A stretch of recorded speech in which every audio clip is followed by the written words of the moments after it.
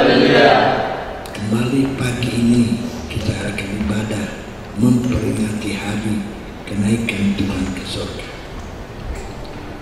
Kita akan mulaikan ibadah singkat ini dengan tunduk kepala kita berdoa.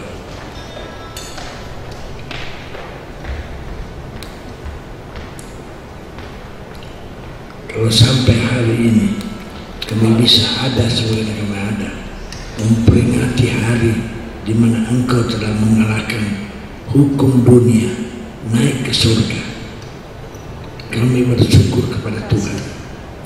Kami akan ibadah mohon kehadiran Tuhan, memberi kepada hawa-Mu suara yang baik supaya dapat berkhotbah walaupun sederhana. Makasih Tuhan, kami akan mulaikan ibadah ini dalam nama Tuhan Yesus Kristus. Haleluya, amin. Nah, tidak kebetulan hari ini kita memperingati di kalender kita merah. Nah, saudara, setiap daerah apalagi Bali kalender tanggal merahnya banyak, jadi para pegawai banyak libur karena sesuai dengan kondisi Bali yang beragama Hindu. Yang menentukan merah dan tidak adalah beberapa toko-toko yang ada di Indonesia menentukan. Dan sudah, walaupun mereka tidak percaya kepada Tuhan, tapi heran mereka bisa menentukan hari ini bahwa Yesus naik ke surga. Ini adalah pertanda bahwa sebenarnya kepribadian Tuhan diakui oleh bangsa kita. Amin. Oleh para dokter peneliti yang menentukan merah tidaknya kalender di Indonesia untuk libur.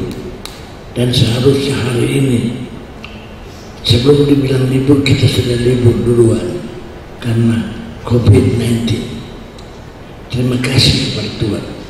Jadi kita bersyukur bahwa di negara kita ini secara langsung mereka mempercayai Tuhan. Nah, kita berdoa satu saat nanti bangsa kita akan diselamatkan oleh Tuhan. Mereka bisa percaya kepada Tuhan. Kita nyanyi dulu beberapa pujian yang dipimpin oleh Andre. Hanya bagi Tuhan, sebab Kau layak dipuja. Kami mau bersorak tinggikan nama-Mu.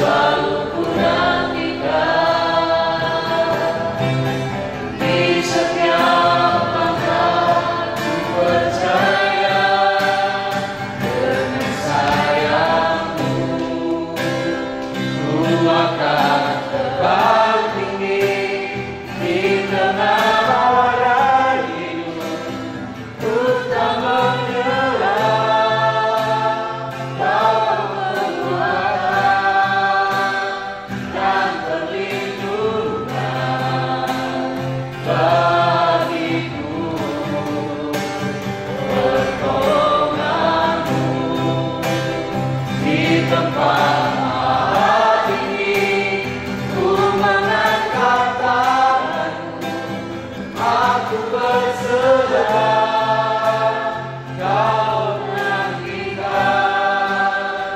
Kau yang ku sembah, Yesusku,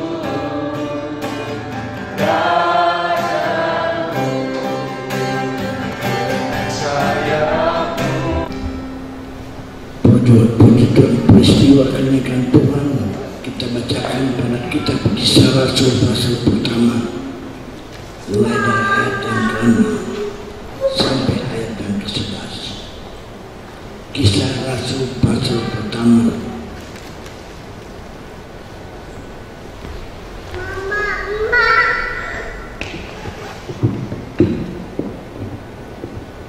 Kisah Rasul pasal pertama ayat 11, ayat 6 sampai 11. Kita baca sama-sama. 1, 2, 3. Maka tanyalah mereka yang berkumpul di situ, Tuhan, maukah Kau pada masa ini memberikan kerajaan bagi Israel? Jawabnya, Engkau tidak perlu masa dan waktu yang ditetapkan Bapa sendiri menurut kuasanya. Tetapi kamu akan menerima kuasa kalau Roh Kudus turun ke atas kamu, dan kamu akan menjadi saksiku di Yerusalem dan di seluruh Yudea dan Samaria dan sampai ke ujung bumi. Sesudah ia mengatakan demikian, berangkatlah ia disaksikan oleh mereka, dan awan menutupinya dari pandangan mereka. Ketika mereka sedang menatap ke langit, waktu ia naik itu, tiba-tiba berdirilah dua orang yang berpakaian putih dengan mereka, dan berkata kepada mereka, "Hai orang Galilea, mengapa kamu berdiri melihat ke langit? Yesus ini yang terangkat ke surga meninggalkan kamu, dan akan kembali dengan cara yang sama seperti kamu melihat dia naik ke surga." Puji Tuhan, lokasi tempat Tuhan naik ada di Israel, di daerah Taman Getsemani. Di sana dibangun sebuah kapal berbentuk begini, jadi bisa masuk ke dalam kira-kira 20 orang. Lalu ada bekas kaki di mana Tuhan berdiri, tapi saya tidak yakin itu kakinya Tuhan. Jadi kalau saat 20 murid ada di situ 60. Lalu dia naik dari tempat itu. Cara dia naik menurut para ahli dia naik perlahan-lahan ke atas, tangannya terbuka begini memberikan. Dia menghadap kota Yerusalem. Dia bisa menghadap ke Syria, dia bisa menghadap ke Yordan, tapi dia menghadap ke kota Yerusalem sambil mengangkat tangan. Sementara terangkat, awan menutupnya. Kalau sudah naik pesawat, naik take off, lama-kelamaan pesawat ditutup oleh awan saking tingginya. Jadi kira-kira begitulah Tuhan. Dia naik, masih dia memberkati Yerusalem, memberkati umat Tuhan pada waktu itu. Tapi pelajaran berharga bagi kita, Yesus naik ke surga, berarti surga itu ada. Surga tidak cuma cerita tapi ada. Walaupun ada keyakinan bahwa tidak ada surga, ada surga. Amin. Yesus dia naik ke surga, dia dari surga turun ke dunia, ya, tersalib, mati tersalib, bangkit selama 40 hari, menampakkan diri kepada murid-murid, lalu dia naik ke surga. Jadi berarti surga itu ada. Ini memberi keyakinan kepada kita untuk tak percaya surga itu ada, dan dia pergi menyediakan tempat bagi kita semua. Peristiwa Tuhan naik dalam Alkitab sudah dahulu oleh 2 orang dalam Alkitab. Jadi kita orang percaya bersyukur. Kita lihat orang pertama yang naik ke surga adalah Henok dalam Kejadian pasal 5 ayat 21 sampai 24.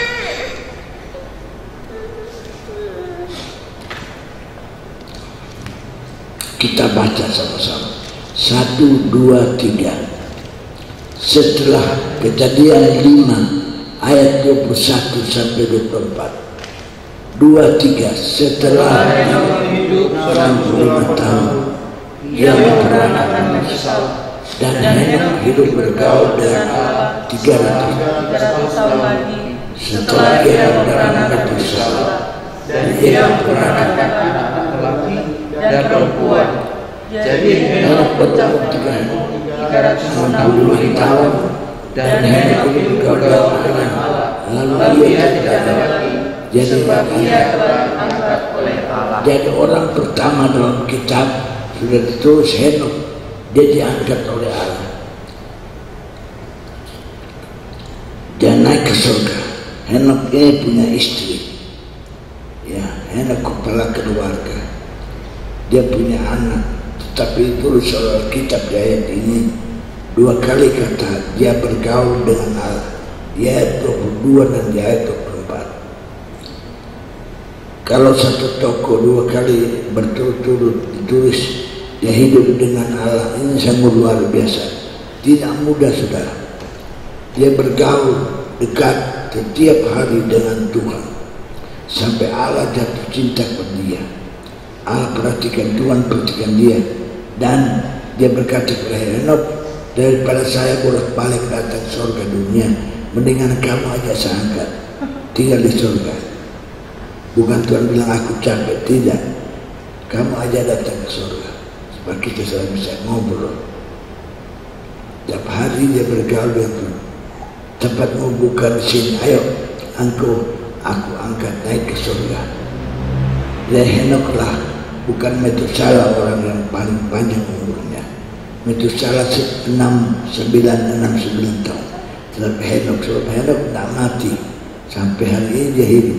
Dan orang yang paling panjang umurnya adalah Henok, ya, sampai sekarang. Dia di surga bersama dengan Tuhan. Kita lihat Henok naik ke surga, kita mengagumi kenapa dia bergaul dengan Allah, supaya kita juga mengajak kita punya hidup hari-hari untuk bergaul akrab dengan Tuhan. Kita kalau karena dia tidak mengalami mati, kita melihat dia sebagai contoh yang baik bagi kita. Dia diangkat hidup tidak alami, tidak usah alami kematian. Tapi Henok yang naik ke surga tidak ada arti bagi kita umat Tuhan. Kita cuma tahu saja dari Alkitab dia naik surga, tapi tidak punya arti yang khusus bagi kita. Kita tidak tahu apa, kita tidak mengerti apa-apa, tidak ada dampaknya, tidak suatu kebaikan bagi kita. Dia cuma ditulis bergaul dengan Allah. Tuhan sayang sama dia, diangkat hidup naik ke surga. Tidak ada dampak secara rohani bagi kita. Tuhan hanya sayang kepada dia. Yang kedua adalah kitab 2 Raja-Raja pasal 2, Elia ayat 11. 2 Raja-Raja ayat 11. Victor baca.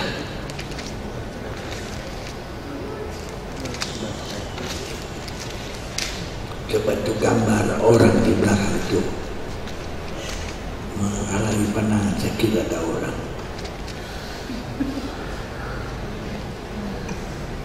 Dua Raja-Raja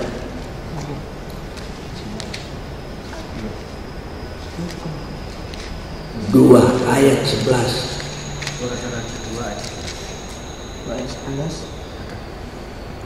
2 Raja-Raja 2 ayat yang ke-11, demikian firman Tuhan.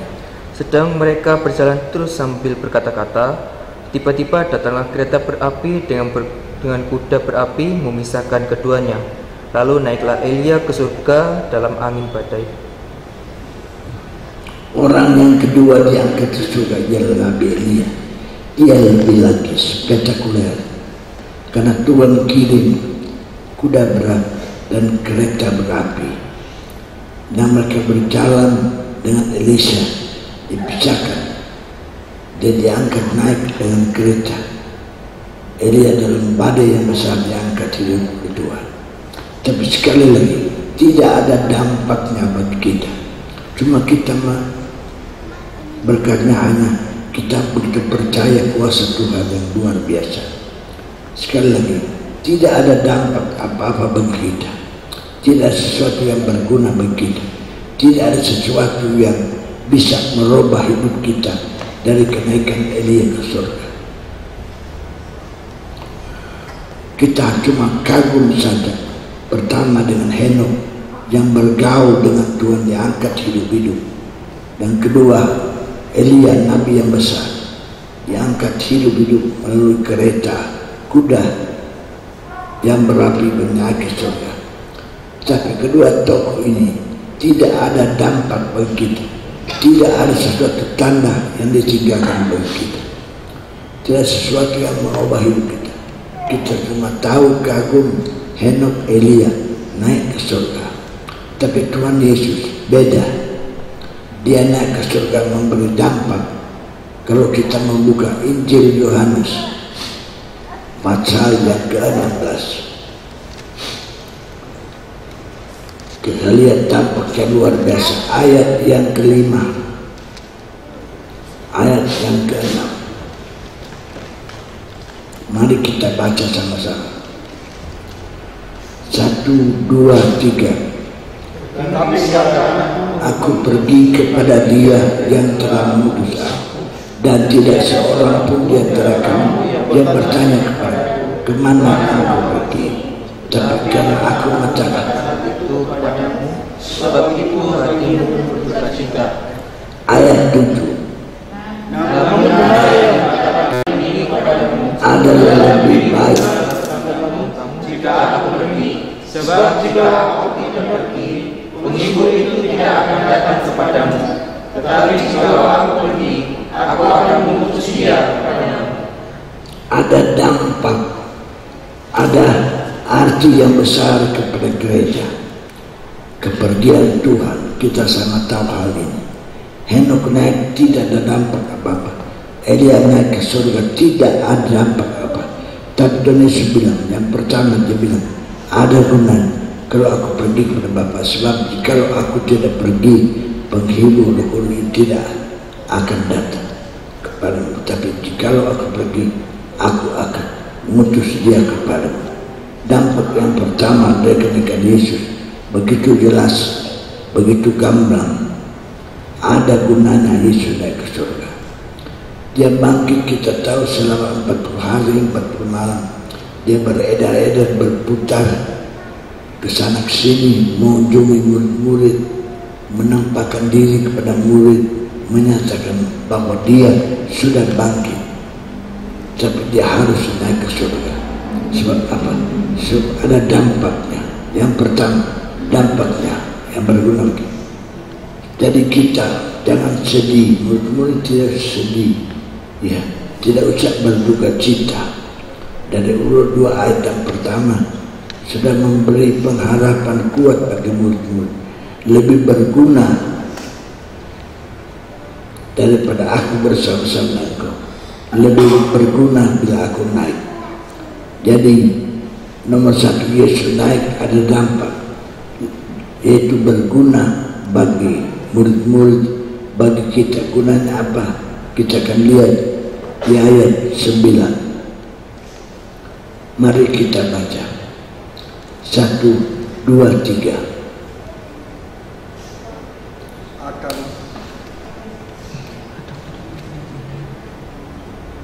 Yohanes tadi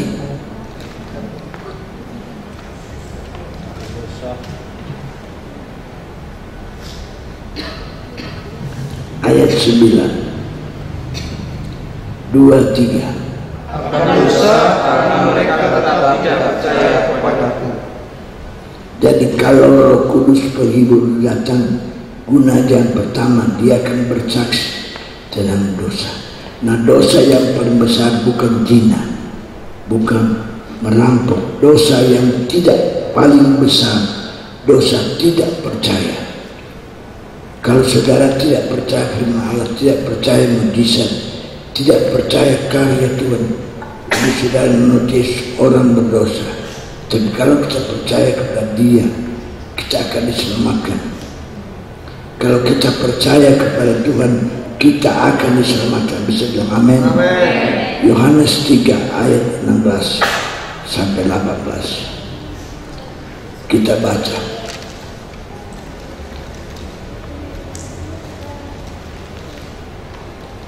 Yohanes 3. Kita tahu ayat buat saya inilah inti sari dari Alkitab. Kalau semua orang sudah baca ayat Alkitab tapi dia tidak mengerti Yohanes 3:16, bagi saya dia tidak membaca seluruh Alkitab. Walaupun kita tidak bisa baca semua, tapi bisa mengerti satu ayat ini, kita mengerti apa itu isi Alkitab. Mari kita baca Yohanes 3 ayat 16 sampai 18. 2, 3. Karena begitu besar kasih Allah akan dunia ini, sehingga Dia telah menyatakan anaknya tunggal, supaya setiap orang yang percaya kepadanya tidak binasa, melainkan beroleh hidup yang kekal. Sebab Allah mengutus anaknya ke dalam dunia bukan untuk menghakimi dunia, melainkan untuk menyelamatkannya dari Dia. Barang siapa percaya kepadanya, ia tidak akan dihukum.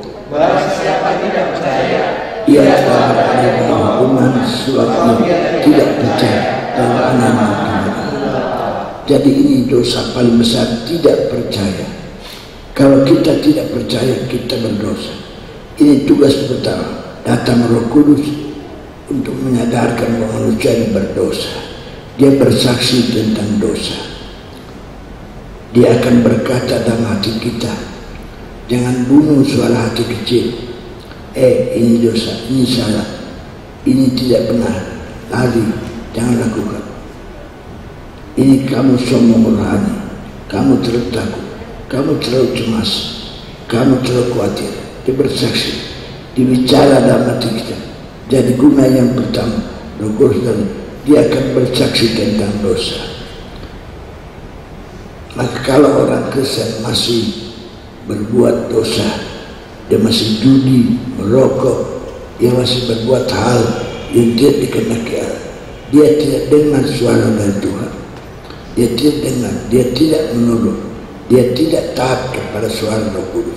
Roh Kudus selalu berdosa, bersaksi tentang dosa. Dia akan saksikan ini salah, ini keliru, ini jahat, ini tidak benar.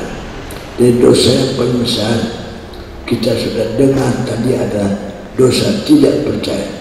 Kalau seorang hamba Tuhan berkhotbah apa saja, sudah tidak percaya, sudah tidak percaya, ini dosa. Maka di surga ada Tuhan yang menyediakan rumah yang besar bagi kita tidak percaya, ini dosa. Nah, di ayat yang ke-10 tadi, akan kebenaran karena aku pergi kepada Bapa dan kamu tidak melihat aku lagi. Saudara, mari kita lihat ke depan. Waktu Yesus hidup di dunia, murid-murid bisa pegang, bisa lihat dengan mata telanjang, bisa dengar suaranya langsung, telinga mereka bisa tangkap, bisa lihat dengan mata daging, dan bisa lihat dia. Tapi Yesus sekarang, aku naik, Tuhan mau murid-murid kamu naik kelas, sekarang kamu harus naik tingkat. Aku akan naik, aku akan memberi Roh Kudus akan datang. Roh Kudus itu adalah Tuhan, dia tidak bisa dilihat. Jadi apa artinya? Yesus mengajar murid-murid jangan melihat Yesus dengan mata jasmani, jangan melihat Yesus dengan mata yang kelihatan ini. Kita ingin lihat, kita terpengaruh dengan apa yang kita lihat. Kita lihat gereja besar, kita terpengaruh. Kita lihat gereja kecil, kita terpengaruh. Tidak dengan Roh Kudus, sudah tidak boleh terpengaruh. Lihat Goliat yang besar, dia tahu. Daud, dia tidak melihat Goliat yang besar, tapi dia melihat Yesus yang besar di belakang Goliat. Dia tidak melihat sesuatu yang kecil. Dia dianggap remeh, tapi dia apa-apa. Dia tidak melihat Goliat yang besar. Dia melihat di belakang ada Tuhan yang besar yang siap akan menolong dia. Alkitab katakan, yang kecil bisa dipakai oleh Tuhan mempermalukan yang besar, yang hina dipakai untuk mempermalukan yang mulia. Maka sejak kita penuh Roh Kudus, kita tidak menilai orang dari luar. Maka Yesus tanya, kita lihat kisah dalam Injil Yohanes pasal 9, ada seorang yang buta. Yesus bertanya, ini orang buta, dosa siapa ini? Dosa dia atau dosa apa? Yesus bilang, lalu murid-murid berkata, bukan dosa, ini dosa bapaknya. Tuhan tidak melihat segi fisiknya. Murid-murid hanya melihat segi fisik. Bertanya, ini salahnya siapa, dosanya siapa? Orang ini bisa buta. Tapi Tuhan katakan, ini bukan dosa orang ini, bukan dosa bapaknya, bukan dosa ibu, tapi supaya kemuliaan Tuhan dinyatakan. Orang buta itu dilihat oleh Yesus, dia bisa disembuhkan, dia bisa dipakai oleh Tuhan untuk menjadi saksi Tuhan. Kalau muridnya hanya melihat dia buta, mereka mulai menghakimi, ini dosa siapa, dosa bapaknya. Jadi pelajaran yang kedua dari Kudus, kita jangan menghakimi, jangan menilai orang, jangan melihat manusia dari segi fisik.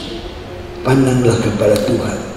Ini sebab perlu, apalagi hamba-hamba Tuhan, harus syaratnya harus dipenuhkan dengan Roh Kudus. Sekolah Alkitab pada waktu lalu, IAGP, Institut Alkitab Gereja Pentakosta, syarat datang tidak penuh Roh Kudus tidak diterima.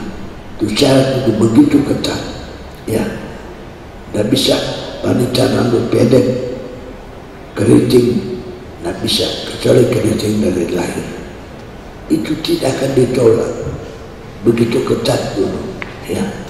Tidak dilihat pendidikannya, tidak. Kalau kita mendengar seorang hamba Tuhan yang besar, yang tertembak waktu dia naik kuda, Bapak Pendeta Peluang, ayahnya dan Pendeta Yoco Peluang yang di Makassar. Dia hanya kelas 3 SD. Waktu kalau dia terangkan firman Allah, orang-orang yang ada, orang Advent, para dokter kagum heran. Dialah yang membabat daerah Pulau Sangir, menginjil luar biasa. Dia dipakai Tuhan luar biasa. Tapi orang sekarang menilai dari pendidikannya. Sekarang lain lagi, harus ada pendidikan. Makanya sudah belajar terus. Kalau saya sudah tidak mampu belajar, apalagi mata saya satu sudah buta, ini sudah capek saya.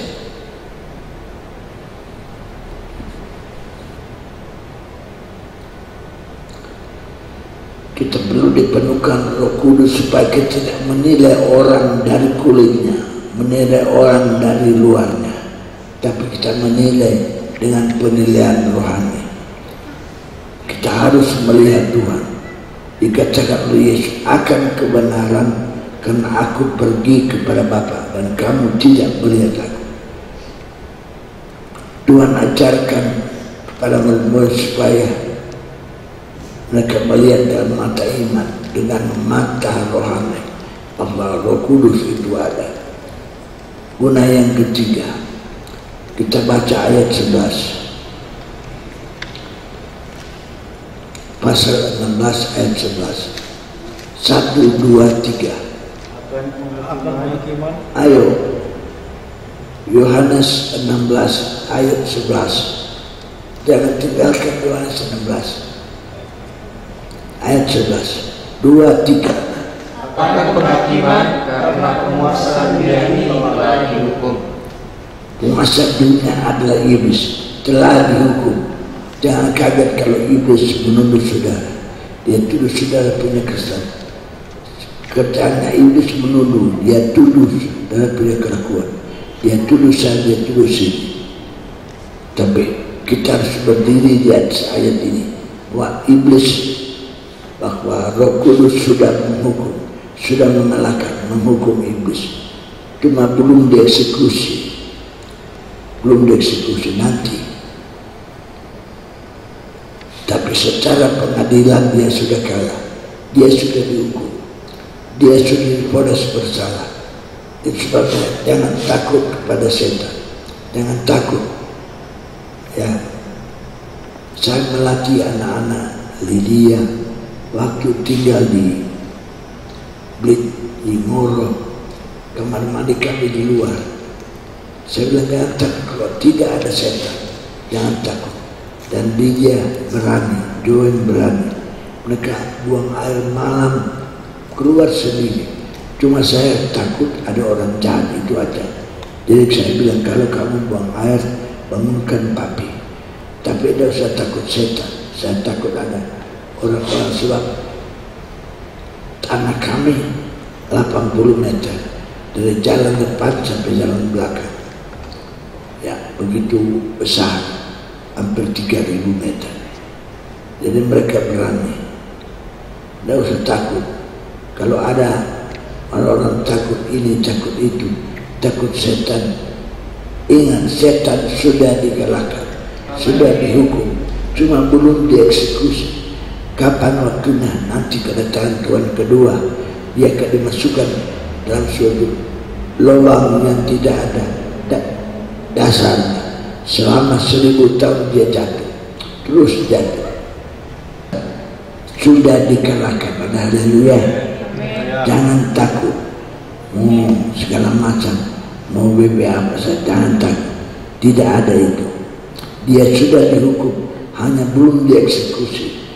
Justru setan itu yang tidak kelihatan suka bikin hati kita jadi marah, hati kita tersinggung, hati kita jadi galau. Nah, berikut yang keempat, yang ke ayat yang ke-12 sampai 13. Mari kita baca Yohanes 16. Kita melihat kegunaannya. Ayat 12 sampai 13. 1, 2, 3. Masih banyak hal yang harus kukatakan kepadamu, Tapi sekarang kamu belum dapat mengertinya.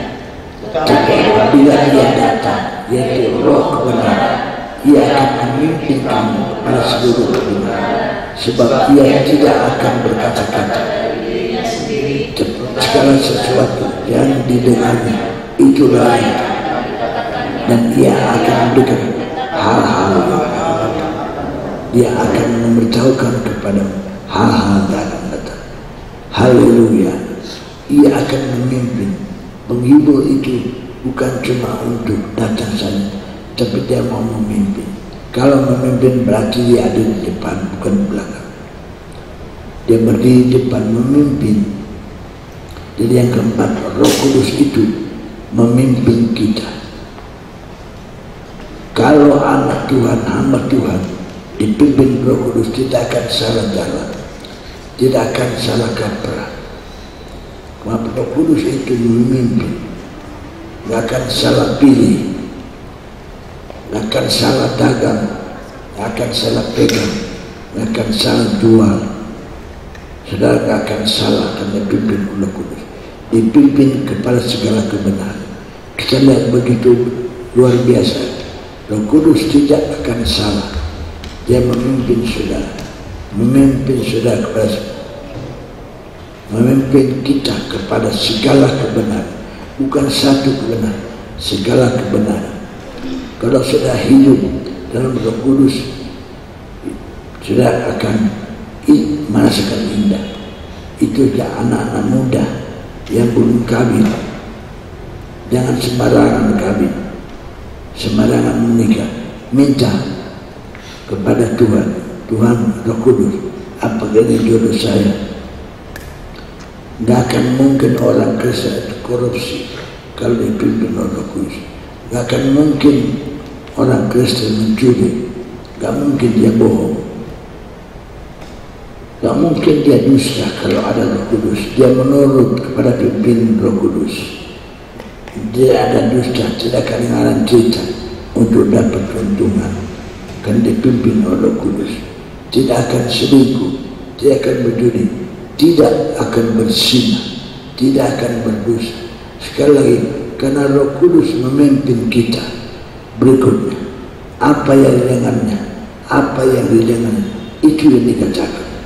Dia akan beritahukan kepadamu hal-hal yang akan datang, hal yang ia akan memberitahu apa yang akan datang.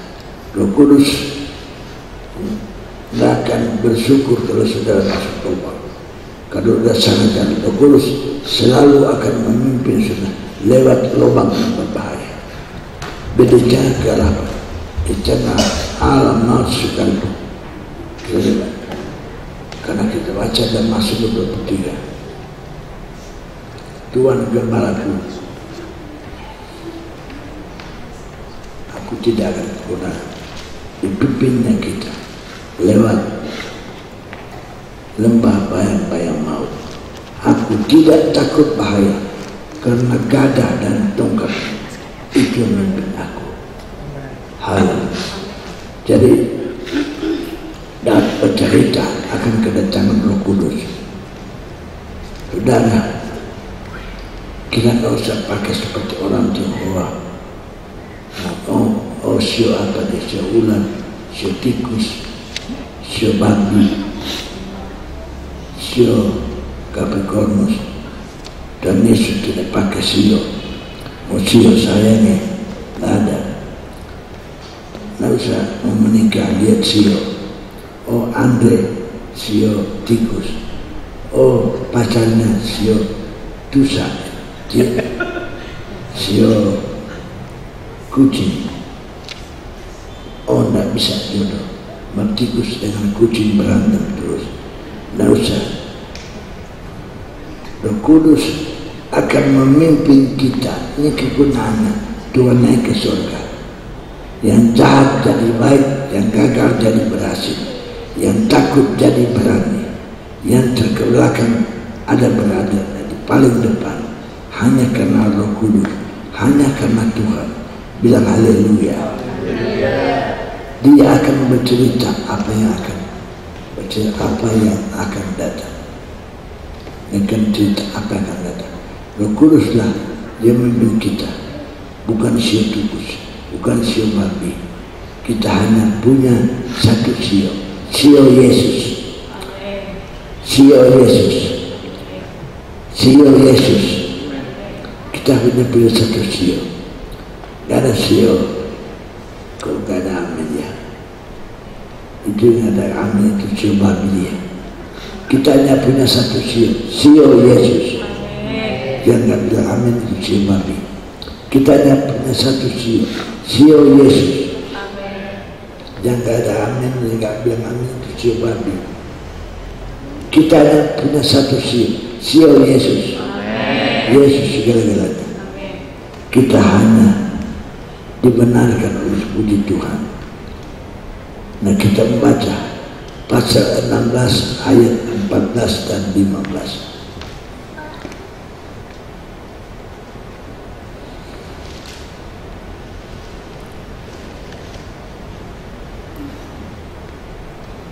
Satu, dua, tiga. Ia akan memuliakan aku, sebab ia akan memberitakan kepadamu apa yang diterimanya daripadaku. Segala sesuatu yang Bapa punya adalah aku punya. Sebab itu aku berkata, ia akan memberitakan kepadamu apa yang telah diterimanya daripadaku. Lewat Roh Kudus datang ada dua macam berkat. Dia dimulai segala sesuatu yang Bapa punya. Sudah percaya Bapa kita adalah Bapa yang kaya. Dan percaya jemaat di rumah kita punya Bapa di surga yang kaya raya. Sudah diberikan kepada Yesus. Berarti Yesus juga kaya. Apa yang Bapa punya itu anak punya. Jadi Yesus kita juga kaya. Dan apa yang ada sama Yesus kaya diberikannya kepada Roh Kudus. Jadi yang Bapa punya diberi kepada Yesus. Yesus punya anak pada Roh Kudus. Dan Roh Kudus dikatakan ia akan memberitakan, dikatakan tadi, ia akan memberitakan kepadamu apa yang akan diterimanya daripada ia terima dari Yesus. Dia akan berjalan, dia akan memberikan kepada saudara. Jadi orang Kristen, anak Tuhan, itu harus jadi orang rohani, orang yang penuh dengan Roh Kudus, yang menjalankan pekerjaan Tuhan, bukan dengan hal-hal dunia, bukan dengan kepintaran, tapi dengan pimpinan dengan Roh Kudus, bukan dengan pengalaman. Saya sudah 50 tahun melayani, banyak pengalaman yang dialami, tapi saya tidak andalkan pengalaman-pengalaman itu. Saya andalkan Tuhan, dan puji Tuhan sampai hari ini bisa bertahan, walaupun tidak sekolah tinggi Alkitab, nggak ada. Pernah saya ditawarkan untuk bisa punya MTH, bayar 20 juta. Saya bilang tidak usah saja. Ada keluarga dokter Jakarta, boleh wawancara, apalagi tambah dengan pengalaman Om, saya bantu. Saya bilang sudah Jo, biar aja, saya begini aja. Walaupun tidak ada titel, saya sudah khotbah kemana-mana, diundang kemana-mana, hampir seluruh Indonesia. Waktu saya KKR di Talaut bersama perancis ayahnya Kevin, di jalan muter, orang dengan doa yang besar, kunjungi kebaktian kebangunan rohani kuat sekali. Seorang hamba Tuhan, putra Sangir Tahu, yang sekarang ada di jalan, pendeta Manja Maniku MTH. Malamnya saya langsung rubah, saudara, saya tidak ada titel. Pendeta orang Protestan datang, sudah kok, masa Pak Manja tidak titel? Tidak ada, saya tidak punya titel, saya tidak ke sekolah teologi, tidak ada. Mereka tidak yakin, terserah aja, mereka asal saja bicara jujur. Jadi kita lihat ya. Tapi dengan mari kita berserah terus kepada Tuhan, karena kita melayani bukan dengan kepintaran, bukan dengan pengalaman.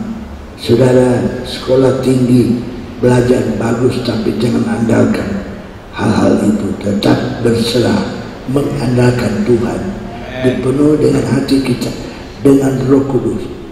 Ini dampak yang pertama Yesus yang saudara. Tidak seperti Henok, tidak seperti Elia.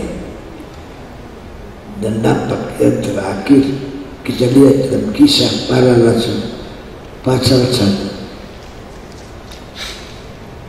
ayat 9 sampai 11.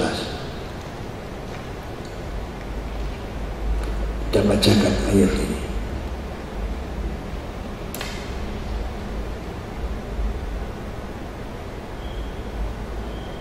Kisah Rasul pasal 1 ayat 9 yang kita sudah baca tadi sampai 11. Sekali lagi kita baca, 2, 3. Sesudah ia mengatakan demikian, berangkatlah ia disaksikan oleh mereka, dan Allah menutupnya daripada mereka. Ketika mereka sedang menatap ke langit, waktu wilayah itu tiba-tiba ada 2 orang yang berpakaian putih di depan mereka, dan berkata kepada mereka, hai orang-orang Galilea, mengapa kamu berdiri melihat langit? Yesus ini yang telah ke surga meninggalkan kamu akan datang kembali dengan cara yang sama seperti kamu melihat dia naik ke surga. Dampak yang terakhir adalah sebuah perjanjian. Hai orang Galilea, orang Galilea, kata Galilea adalah kata hinaan. Orang-orang menghina seorang, dari mana dia? Oh Galilea. Waktu Yesus berkhotbah di Injil Yohanes, orang-orang bertanya, siapa dia? Masa dia orang Galilea? Tidak mungkin orang Galilea melahirkan orang yang begini. Kata makian, mereka orang menghina, membuli seseorang, mereka mesti bilang orang Galilea. Tapi sudah, orang Galilea itu orang-orang yang sederhana, orang-orang dari orang kelompok marhain yang tertindas, orang-orang yang dalam kebutuhan yang sangat, disebut orang Galilea. Petrus, Yohanes, semua dari Galilea, daerah yang raya jelata.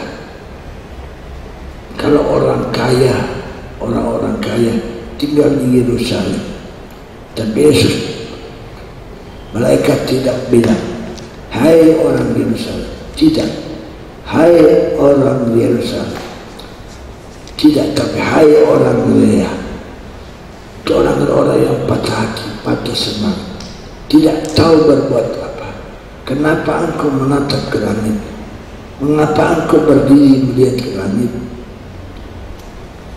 Kalau kamu menatap terus ke langit, Yesus, sudah ada Yesus, bab tertutup awan.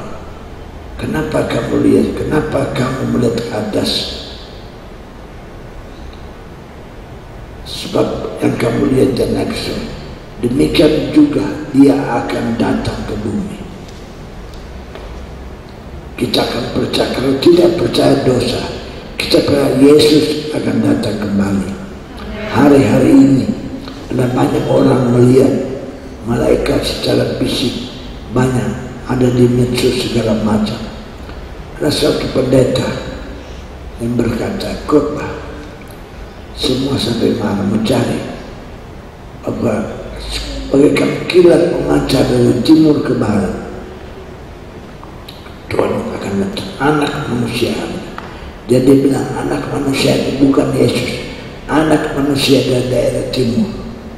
Wah, dia khotbah keras.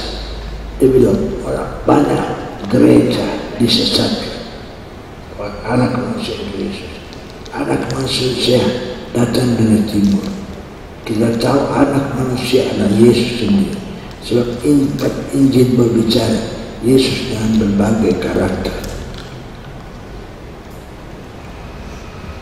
Sebab guru-guru saya berkata, seluruh dunia akan bisa melihat kembali. Ya, kalau ini khotbah tahun 50-an, orang katakan nonsen, tidak mungkin. Dia datang di Getsemani, masa orang bisa lihat. Sekarang kalau dia turun di Israel, kita bisa lihat lewat HP, lewat televisi, lewat handphone. Orang bermain sepak bola di Spanyol, kita bisa lihat di handphone. Kita bisa lihat orang main bulu tangkis, lihat di handphone. Nah, Yesus datang dan teknologi sudah tidak lebih canggih lagi.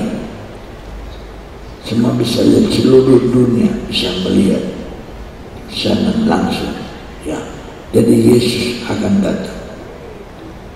Yesus akan, itu sebabnya Tuhan bilang setiap kali minggu pertama kita makan perjamuan kudus, Tuhan katakan setiap kali kamu makan, jangan makan roti ini, minum cawan ini peringatan untuk mengingat akan aku bahwa Yesus akan datang kembali. Ini gunanya Yesus naik ke surga. Satu, Roh Kudus turun. Kedua, kita harus ingat dia naik, dia akan datang kembali. Saya tidak panjangkan khotbah saya, mungkin pengerja tidak mengerti, tapi biarlah pagi ini kita dibawa untuk bersyukur kepada Tuhan bahwa kita diberi Roh Kudus. Saya dorong para pengerja dalam berdoa, minta dibaptis dengan Roh Kudus supaya doa tidak tertidur. Minta tiap bergumul, tidak bisa dipenuhkan Roh Kudus sendiri. Saya punya mak Lam, dipenuhkan Roh Kudus bagi dia doa sendiri. Dipenuhkan, di gereja tidak. Saya dipenuhkan Roh Kudus bukan melalui doa 10 malam. Sudah berulang kali kan berdoa. Saya bingung. Kamu waktu itu anak muda di Temako banyak kan berdoa, semua berdoa. Dituntun oleh Bapak.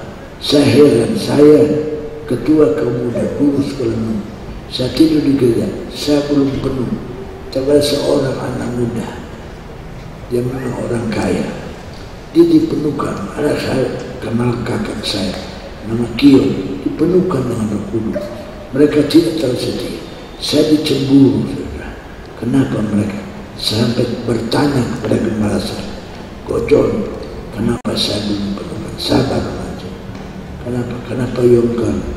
Kok Kion bisa dipenuhkan dan mereka tidak setia? Nah ini pertanyaan dua dari Ibu Wahyu. Om, kok yang lain sudah dipenuhkan, saya belum? Puluhan tahun saya berdoa.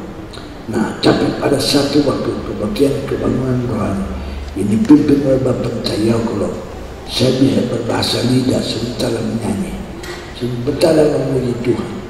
Sebab kalau nyanyi, jangan nyanyi asal-asalan, nyanyi sungguh-sungguh. Saya dipenuhkan Roh Kudus, saya jadi kaget, lidah saya dibaptis dengan Roh Kudus. Sukacita saya luar biasa pada waktu itu. Nah, saya dorong bab kedaerahan Tuhan ini berguna bila aku bagi karena yang Tuhan mengirim Roh Kudus. Jangan cukup puas udah kelas 1, kelas 2 bila masuk sekolah teologi. Jangan, minta kepada Tuhan.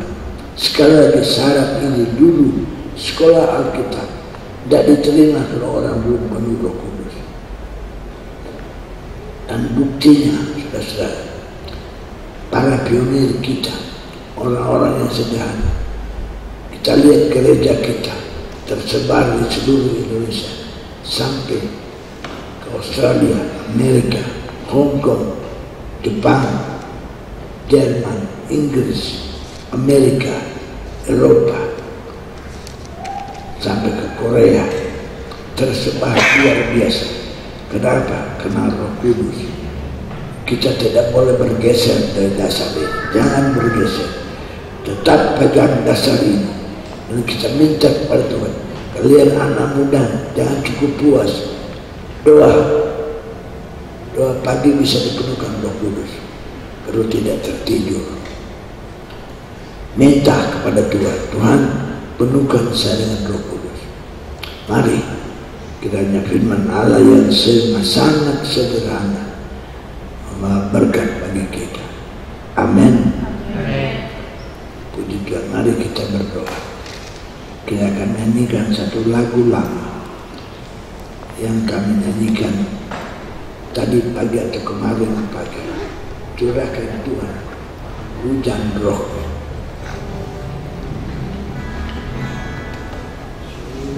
Curahkan Tuhan, haleluya.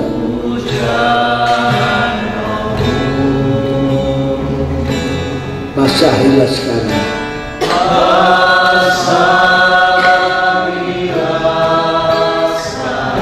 Hati gersang.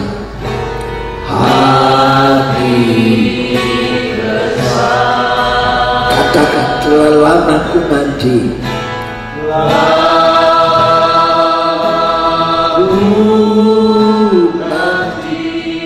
Datang kini.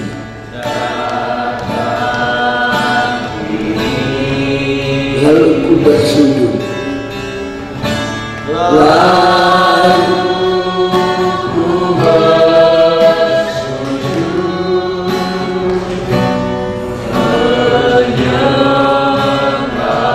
Mari hamba Kami yang di surga, dikuduskanlah namamu, datanglah kerajaanmu, jadilah kehendak-mu di bumi seperti di surga.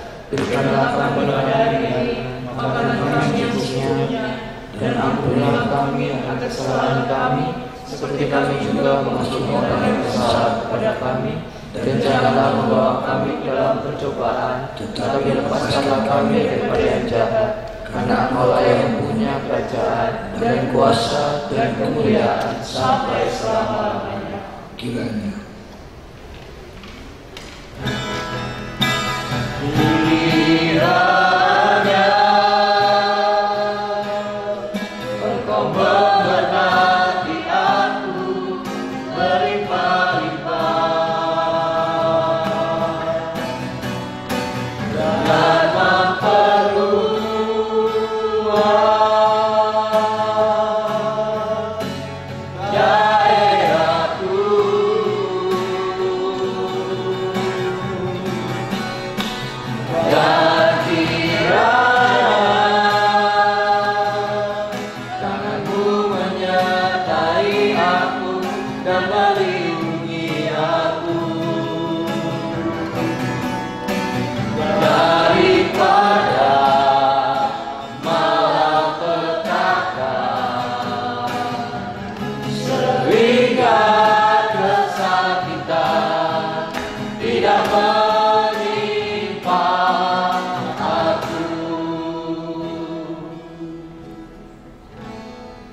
Pulanglah, terimalah berkat dari Allah Bapa yang limpah, kasih sayang dan tulis, kekuatan, pertolongan, sukacita dari Roh Kudus menyertai kami hamba-hambamu, umatmu yang ada di rumah Jemaat Pelita Kudus hari ini sepanjang minggu sampai selama. Terima berkatnya dalam nama Tuhan Yesus Kristus. Semua yang diberkati katakan amin.